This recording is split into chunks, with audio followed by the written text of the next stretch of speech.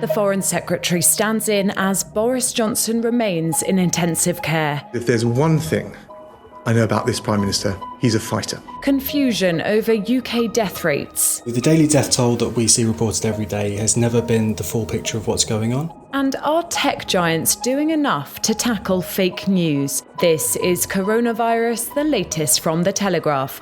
I'm Theodora Louloudis. The Prime Minister remains in a stable condition in intensive care. Foreign Secretary Dominic Raab, who's acting as his deputy, confirmed he'd received oxygen but hadn't required a ventilator. He said Boris Johnson's admission to the ICU on Monday night had taken the cabinet by surprise. It comes as a shock to all of us. He's not just the Prime Minister.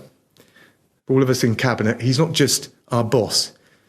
He's also a colleague and he's also our friend. So all of our thoughts and prayers are with the Prime Minister at this time, with Carrie and with his whole family. And I'm confident he'll pull through. Because if there's one thing I know about this Prime Minister, he's a fighter. Mr Raab added that the Prime Minister remains in good spirits and continues to be monitored. Earlier, I spoke to Dr Bharat Pankania, clinical lecturer at the University of Exeter Medical School. He told me much thought will have gone into the Prime Minister's move into the ICU. None of these decisions are taken lightly, and it very much is both patient dependent and the clinician's opinion. And there are strict criteria for what you wish to do. Having said that, because this happens to be Prime Minister Johnson, it is possible to visualize that extra precautions, extra risk awareness, and just that degree of let us do the best we can has also probably come into play. So it's difficult to tell, but generally speaking, these decisions are made by colleagues as a group team effort and a group decision. Dr Pankania, the aim of going into intensive care is really to get you out of intensive care. How does a doctor know when a coronavirus patient is well enough to leave?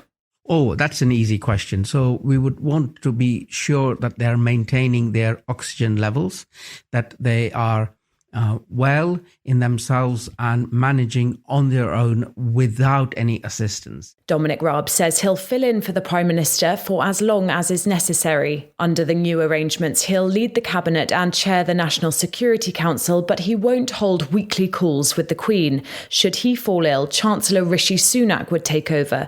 But it's a difficult task at a difficult time. And the Telegraph's front bench editor Daniel Kapuro says the job will become more difficult as time goes by. Key thing here is that Dominic Raab does not have the same authority as the Prime Minister. It's only been handed down to him, so all the decisions he makes will have to be in conjunction with the Cabinet. The Cabinet is already split, we know this, on how soon to lift the lockdown and what the economic costs of it are. The longer Dominic Raab is in the job, the more difficult decisions on which he doesn't know Boris Johnson's thinking will come up. That's his biggest challenge. 1 in 20 deaths in England and Wales is now linked to coronavirus, up from 1 in 100 just 7 days ago. That's according to new figures from the Office for National Statistics. The number of fatalities related to the virus by late March was also revealed to be more than 70% higher than the number announced at the time. Only 964 deaths were announced by the government, out of the 1,600 people who actually died from the virus. Mistakes, backtracking, or just the way these things work? The Telegraph's data journalist Dominic Gilbert tells us why the figures have been revised. So the daily death toll that we see reported every day has never been the full picture of what's going on. There's always an inherent time lag involved in an accurate reporting of the death toll. So the daily death toll from DHSC is based on reports from individual hospitals across the UK within a 24-hour period.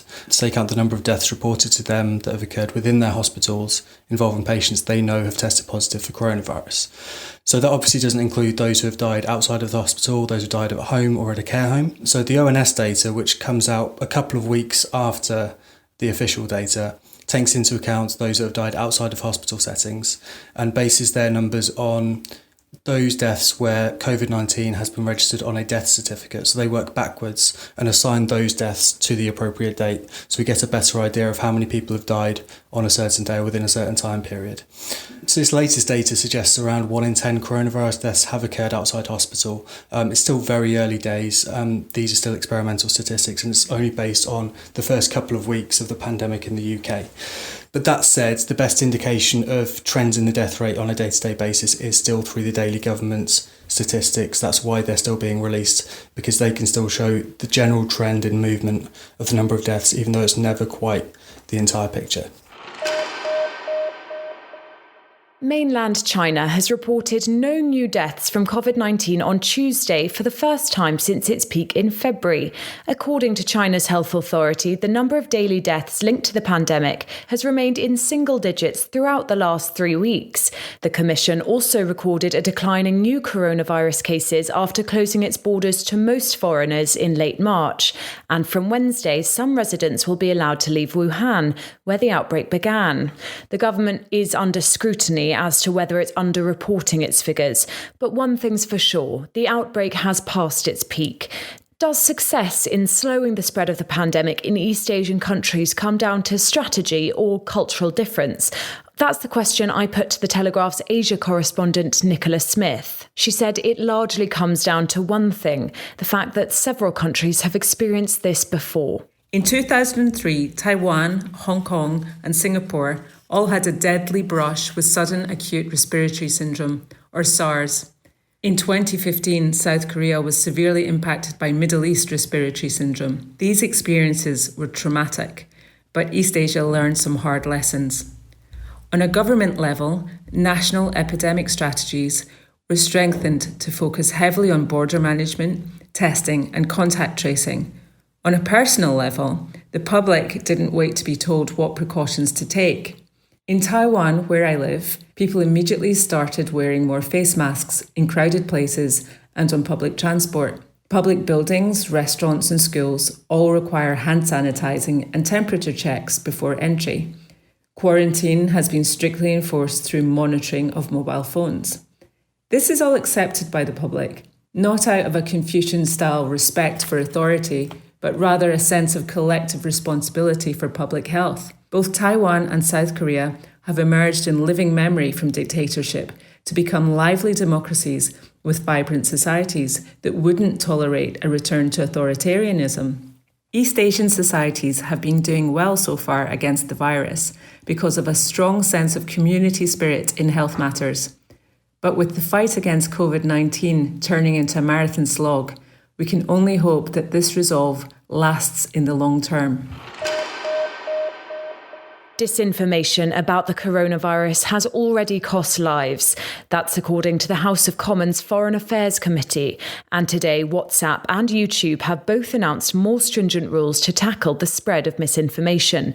The Telegraph's technology reporter Matthew Field reports. This morning, I searched on Twitter for the latest news on Boris Johnson.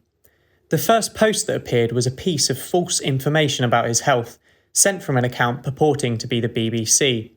It had already gained 700 shares. Misinformation is spreading more quickly than ever. The World Health Organization has said there is an infodemic around coronavirus. Tech giants that run apps like Facebook, WhatsApp, Twitter, and YouTube claim they have stepped up in their fight against fake news. But many experts see it as too little, too late. So far, WhatsApp has said it will stop users from forwarding messages to multiple contacts. While this may unfortunately halt the spread of another massive lasagna joke. Actually, at the moment, as we speak, they're building like the massive lasagna sheets, and they're just going to start making the layers. A viral voice memo claiming the Ministry of Defence was taking over Wembley Stadium to feed Britain with the world's biggest lasagna. It could also slow the spread of fake claims from my mate's sister's brother who works at a hospital in Leeds. WhatsApp says previous changes had cut the reach of such messages by 25%. It may be too late. Fake claims have gone wild on social media. One nonsense claim is that coronavirus is somehow caused by 5G mobile phone technology. It's not the virus that's getting people sick. It's 5G network from the radiation. This has led to real-world incidents of harassment and even arson attacks against telecoms towers. social media companies are still too slow to act.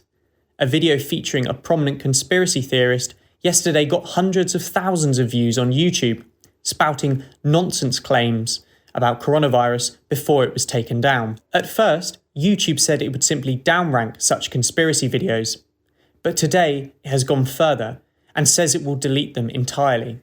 Tech firms have been summoned to answer to ministers over the spread of fake news.